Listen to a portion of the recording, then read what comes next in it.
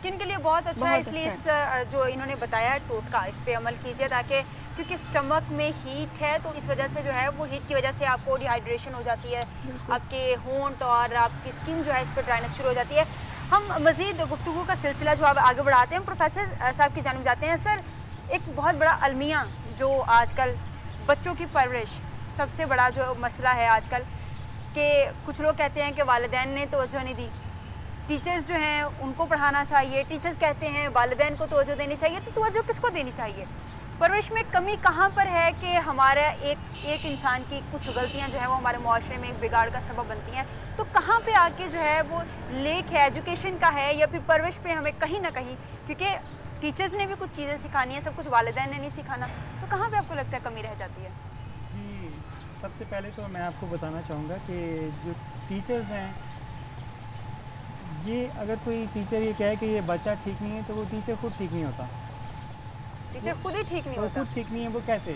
क्योंकि उसकी खुद अच्छी ट्रेनिंग नहीं हुई, उसने खुद अच्छी तरीके से सीखा नहीं है।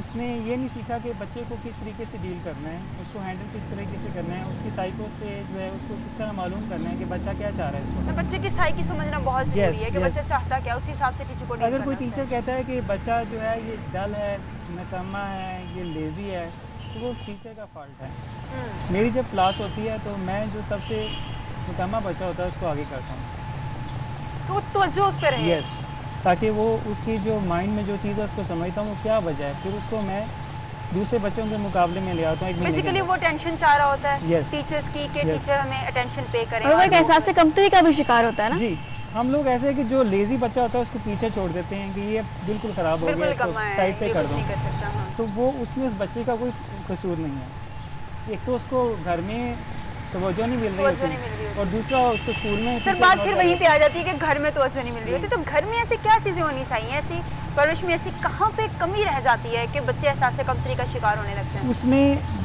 बोथ मेल एंड फीमेल दोनों को मैं कसूरवार ठहराऊँगा। वो इस तरीके से कि जब वालिद हैं वो ज़ाहिर काम पर गए होते हैं, अगर उनकी वालदा हाउसवाइफ हैं तो वो घर का काम करती हैं, तो बच्चा आता है ज़्यादातर उनकी तवज्जो में रहता है। तो जब शाम को आते हैं उनको चाहिए कि 5 से 10 मिनट अपने बच्चे को दें, उनसे पूछें, बातचीत करें, जी बातचीत करें, उनसे दिन कैसा गुजरा। फ्रेंडली माहौल रखें। सख्ती नहीं करनी चाहिए कभी बच्चों के साथ। बच्चों के साथ सख्ती ना बरतें, क्योंकि जी। जब आप बच्चों के साथ सख्ती बरतते हैं तो बच्चे वही प्यार जो है वो बाहर ढूंढने की कोशिश करने लगते हैं। बच्चों के साथ फ्रेंडली माहौल रखें, इतना फ्रेंडली कि बच्चे आपसे प्रॉपर डिस्कशन कर सकें, दिन कैसा गुजरा है उनका, दोस्त साहब आपके हवाले से अपने दोस्तों के बारे में आपको बता सकें, ताकि आपको अंदाज़ा रहे कि आपके बच्चे किस लेन पर जा रहे हैं। और बच्चों को यहाँ से भी इस तरीके से पूछना चाहिए कि आपकी क्या जो आप चीज़ पसंद करते हैं, स्पोर्ट्स पसंद